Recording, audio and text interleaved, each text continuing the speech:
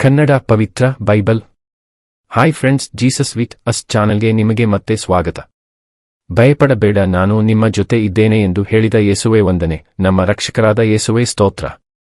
ತಂದೆ, ನಿಮ್ಮ ನಾಮದಲ್ಲಿ ನಂಬಿಕೆ ಇಟ್ಟು ನಮ್ಮ ಕುಟುಂಬಕ್ಕಾಗಿ ಪ್ರಾರ್ಥಿಸುತ್ತೇವೆ. ನೀವು ನಮ್ಮ ಪ್ರಾರ್ಥನೆಗೆ ಉತ್ತರಿಸುವ ದೇವರಾಗಿದ್ದೀರಿ. ದೇವ, ನಮ್ಮ ಎಲ್ಲಾ ದುಃಖ, ಕಷ್ಟ, ರೋಗ, ನೋವು, ನಿರಾಶೆ, ತೊಂದರೆ ಎಲ್ಲವನ್ನೂ ನಿಮಗೆ ಸಮರ್ಪಿಸುತ್ತೇವೆ.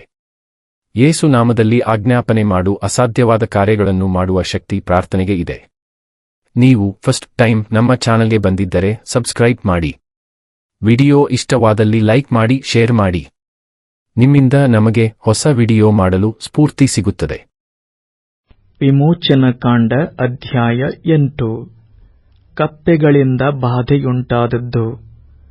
ತರುವಾಯ ಯೆಹೋವನು ಮೋಶೆಗೆ ಎಂತೆಂದನು, ನೀನು ಫರೋಹನ ಬಳಿಗೆ ಹೋಗಿ ಹೀಗನ್ನಬೇಕು, ಯೆಹೋವನು ಆಜ್ಞಾಪಿಸುವುದೇನೆಂದರೆ, ನನ್ನನ್ನು ಆರಾಧಿಸುವಂತೆ ನನ್ನ ಜನರಿಗೆ ಅಪ್ಪಣೆ ಕೊಡಬೇಕು.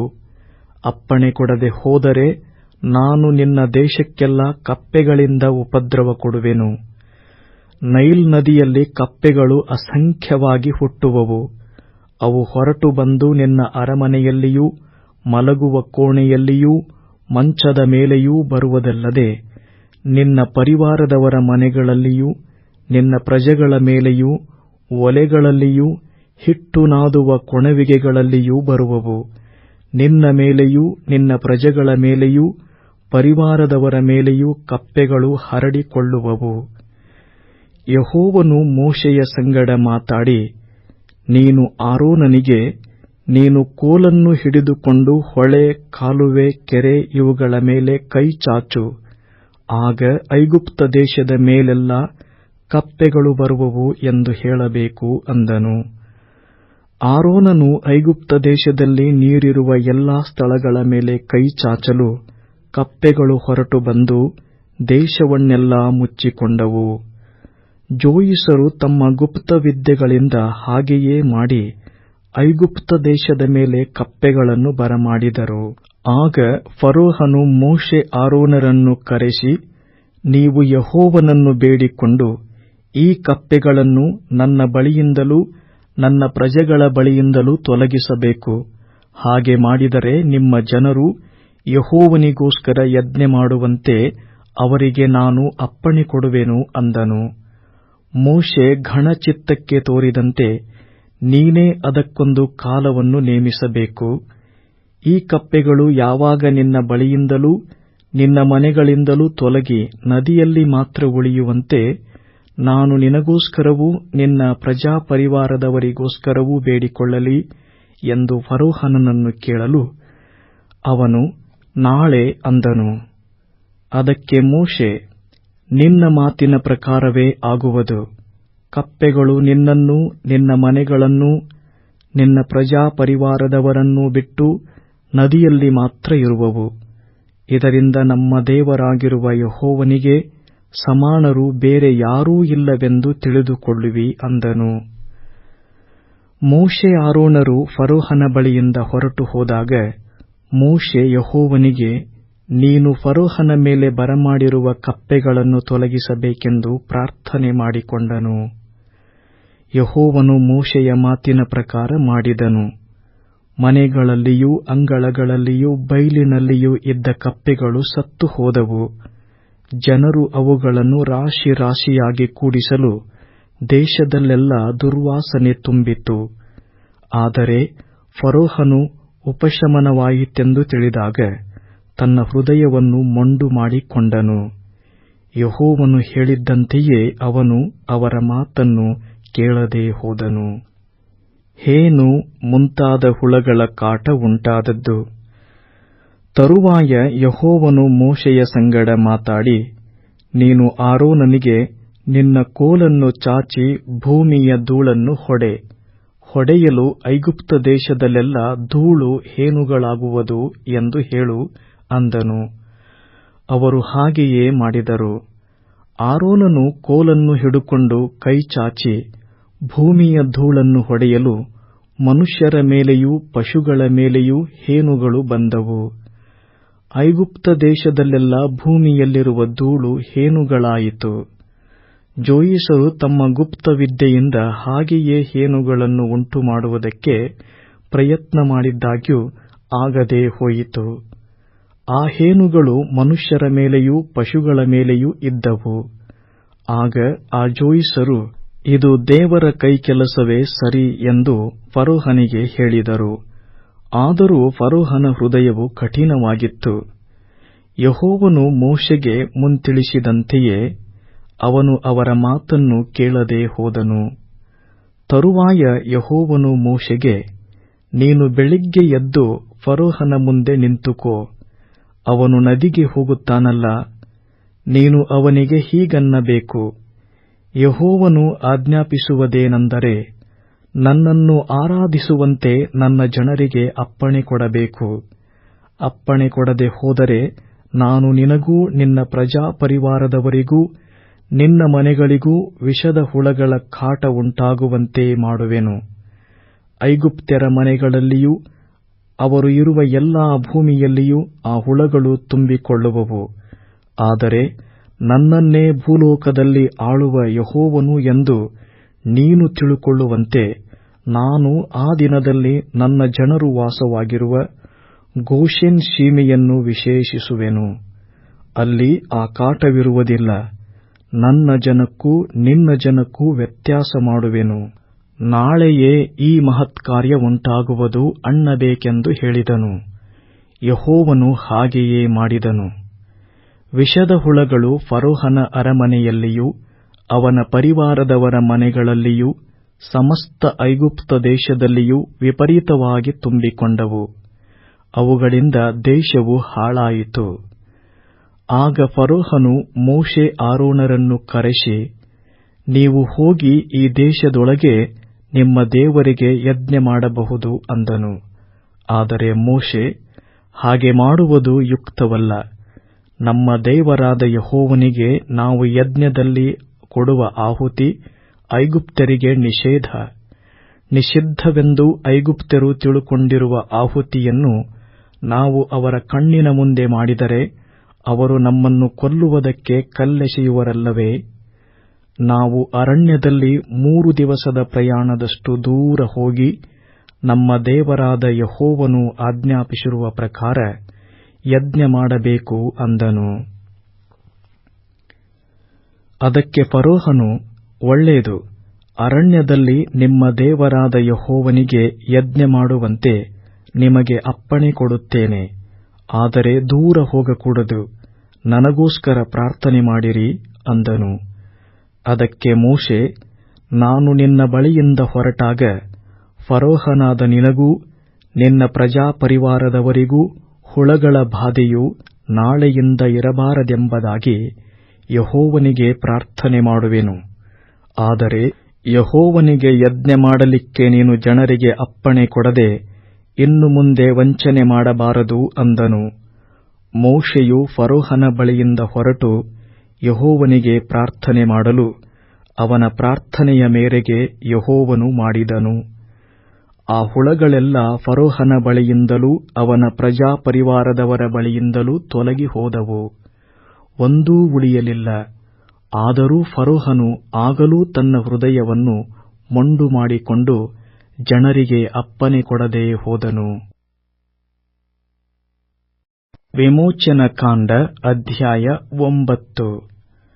ಐಗುಪ್ತ್ಯರಿಗೆ ಶರೀರದಲ್ಲಿ ಹುಣ್ಣು ಬೊಕ್ಕೆಗಳೂ ಅವರ ದನಗಳಿಗೆ ವ್ಯಾಧಿಯೂ ಉಂಟಾದದ್ದು. ತರುವಾಯ ಯೆಹೋವನು ಮೋಶೆಗೆ ಹೇಳಿದ್ದೇನೆಂದರೆ, ನೀನು ಫರೋಹನ ಬಳಿಗೆ ಹೋಗಿ ಅವನಿಗೆ, ಇಬ್ರಿಯರ ದೇವರಾದ ಯೆಹೋವನು ತನ್ನನ್ನು ಆರಾಧಿಸುವಂತೆ ತನ್ನ ಜನರಿಗೆ ಅಪ್ಪಣೆ ಕೊಡಬೇಕೆಂಬುದಾಗಿ ಹೇಳಿದ್ದಾನಷ್ಟೆ. ನೀನು ಅವರಿಗೆ ಅಪ್ಪಣೆ ಕೊಡದೆ ಇನ್ನೂ ಅವರನ್ನು ತಡೆದರೆ ಯೆಹೋವನು ಅಡವಿಯಲ್ಲಿರುವ ನಿನ್ನ ಎಲ್ಲಾ ಪಶುಗಳಿಗೂ, ಕುದುರೆ, ಕತ್ತೆ, ಒಂಟೆ, ದನ, ಕುರಿ, ಆಡು ಇವೆಲ್ಲವುಗಳಿಗೂ ವಿರೋಧವಾಗಿ ತನ್ನ ಕೈ ಎತ್ತಿ ಘೋರ ವ್ಯಾಧಿಯನ್ನುಂಟು ಮಾಡುವನೆಂದು ತಿಳುಕೋ. ಇಸ್ರಾಯೇಲ್ಯರ ಪಶುಗಳಿಗೂ ಐಗುಪ್ತ್ಯರ ಪಶುಗಳಿಗೂ ಆತನು ವ್ಯತ್ಯಾಸ ಮಾಡುವನು. ಇಸ್ರಾಯೇಲ್ಯರಿಗಿರುವ ಪಶುಗಳಲ್ಲಿ ಒಂದೂ ಸಾಯುವುದಿಲ್ಲವೆಂದು ಹೇಳಬೇಕು. ಇದಲ್ಲದೆ ಯೆಹೋವನು ಕಾಲವನ್ನು ನಿರ್ಣಯಿಸಿ, ನಾಳೆಯೇ ಈ ಕಾರ್ಯವನ್ನು ನಡೆಸುವೆನು ಎಂದು ಹೇಳಿದನು. ಮಾರನೆಯ ದಿನ ಯೆಹೋವನು ಆ ಕಾರ್ಯವುಂಟಾಗುವಂತೆ ಮಾಡಿದನು. ಐಗುಪ್ತ್ಯರ ಪಶುಗಳೆಲ್ಲ ಸಾಯುತ್ತಾ ಬಂದವು. ಇಸ್ರಾಯೇಲರ ಪಶುಗಳಲ್ಲಿ ಒಂದೂ ಸಾಯಲಿಲ್ಲ. ಫರೋಹನು ವಿಚಾರಿಸಿದಾಗ ಇಸ್ರಾಯೇಲರ ಪಶುಗಳಲ್ಲಿ ಒಂದೂ ಸಾಯಲಿಲ್ಲವೆಂದು ತಿಳುಕೊಂಡನು. ಆದಾಗ್ಯೂ ಫರೋಹನ ಹೃದಯವು ಮೊಂಡವಾಗಿದ್ದರಿಂದ ಆ ಜನರಿಗೆ ಹೊರಡಲಿಕ್ಕೆ ಅಪ್ಪಣೆ ಕೊಡದೆ ಹೋದನು. ಯೆಹೋವನು ಮೋಶೆ ಆರೋನರಿಗೆ, ನೀವು ಆವಿಗೆಯ ಬೂದಿಯನ್ನು ಕೈತುಂಬ ತೆಗೆದುಕೊಳ್ಳಿರಿ. ಮೋಶೆ ಅದನ್ನು ಫರೋಹನ ಕಣ್ಣಿನ ಮುಂದೆ ಆಕಾಶಕ್ಕೆ ತೂರಲಿ. ಅದು ಸಣ್ಣ ಪುಡಿಯಾಗಿ ಐಗುಪ್ತ ದೇಶದಲ್ಲೆಲ್ಲ ಹಬ್ಬಿ ಮನುಷ್ಯರಲ್ಲಿಯೂ ಪಶುಗಳಲ್ಲಿಯೂ ಹುಣ್ಣಾಗುವ ಬೊಕ್ಕೆಗಳನ್ನುಂಟು ಮಾಡುವುದು ಎಂದು ಹೇಳಿದನು. ಮೋಶೆ ಆರೋನರು ಆವಿಗೆಯ ಬೂದಿಯನ್ನು ತೆಗೆದುಕೊಂಡು ಫರೋಹನ ಮುಂದೆ ನಿಂತುಕೊಂಡರು. ಮೋಶೆಯು ಆ ಬೂದಿಯನ್ನು ಆಕಾಶಕ್ಕೆ ತೂರಲಾಗಿ ಅದು ಮನುಷ್ಯರಲ್ಲಿಯೂ ಪಶುಗಳಲ್ಲಿಯೂ ಹುಣ್ಣಾಗುವ ಬೊಕ್ಕೆಗಳನ್ನೆಬ್ಬಿಸಿತು.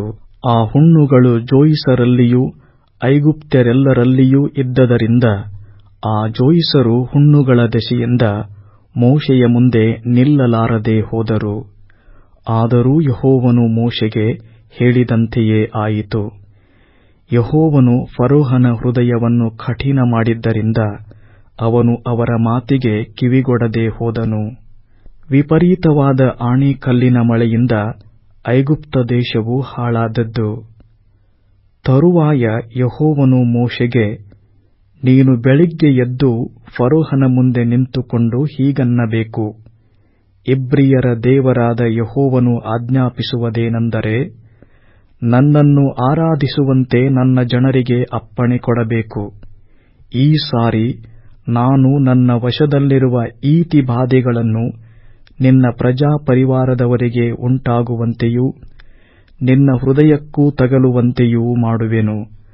ಅದರಿಂದ ಸಮಸ್ತ ಲೋಕದಲ್ಲಿ ನನಗೆ ಸಮಾನರು ಬೇರೆ ಯಾರೂ ಇಲ್ಲವೆಂದು ನನ್ನ ವಿಷಯದಲ್ಲಿ ತಿಳುಕೊಳ್ಳುವಿ. ನಾನು ಕೈಯೆತ್ತಿ ನಿನ್ನನ್ನೂ ನಿನ್ನ ಪ್ರಜೆಗಳನ್ನೂ ಅಂಟುರೋಗದಿಂದ ಸಾಯಿಸಬಹುದಾಗಿತ್ತು. ಆಗ ನೀನು ಈವರೆಗೆ ಭೂಮಿಯಲ್ಲಿ ಇರದಂತೆ ನಿರ್ಮೂಲವಾಗುತ್ತಿದ್ದೆ. ಆದರೆ ನಾನು ನಿನ್ನಲ್ಲಿ ನನ್ನ ಶಕ್ತಿಯನ್ನು ತೋರಿಸಿ ನನ್ನ ಹೆಸರನ್ನು ಲೋಕದಲ್ಲೆಲ್ಲ ಪ್ರಸಿದ್ಧಿಪಡಿಸಬೇಕೆಂಬ ಉದ್ದೇಶದಿಂದಲೇ ನಿನ್ನನ್ನು ಸಾಯಿಸದೆ ಉಳಿಸಿದೆನು. ನೀನು ನನ್ನ ಜನರನ್ನು ಇನ್ನೂ ಹೋಗಗೊಡಿಸದೆ ನಿನ್ನನ್ನು ಅವರ ಮುಂದೆ ಆಟಂಕವಾಗಿ ಒಡ್ಡುತ್ತೀಯಾ?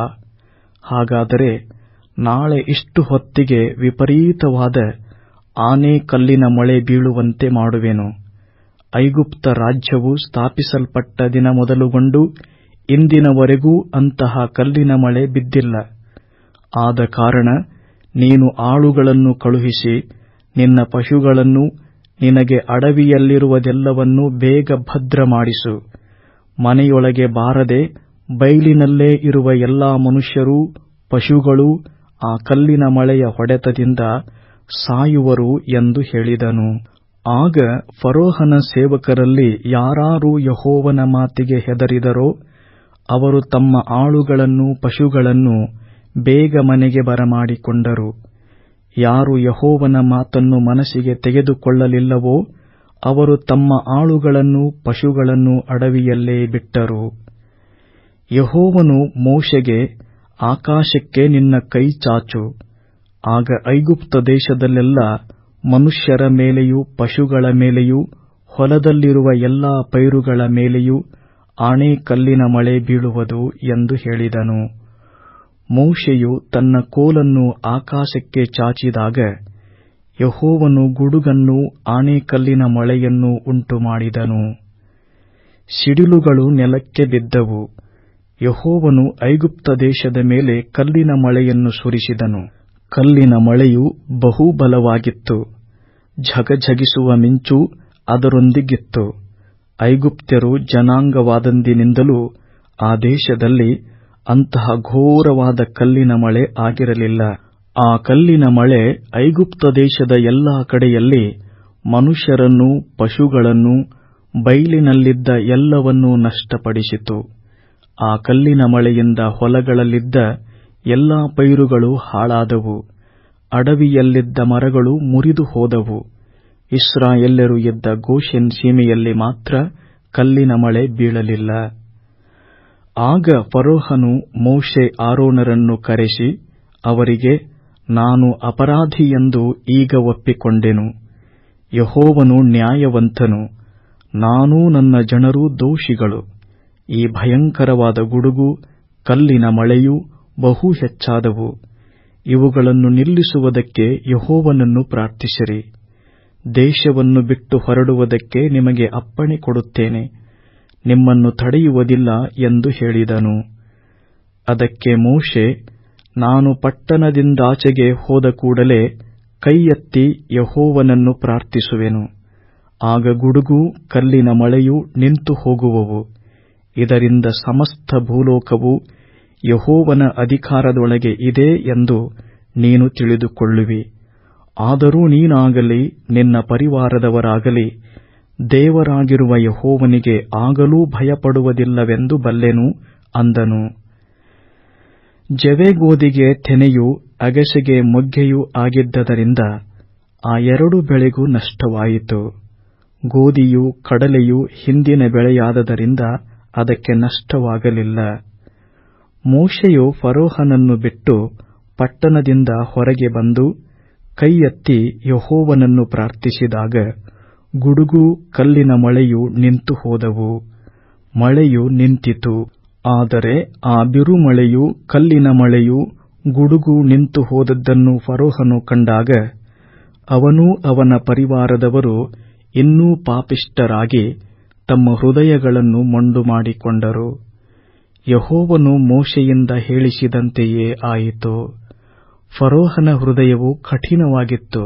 ಅವನು ಇಸ್ರಾಯೇಲ್ಯರನ್ನು ಹೋಗಗೊಡಿಸಲೇ ಇಲ್ಲ.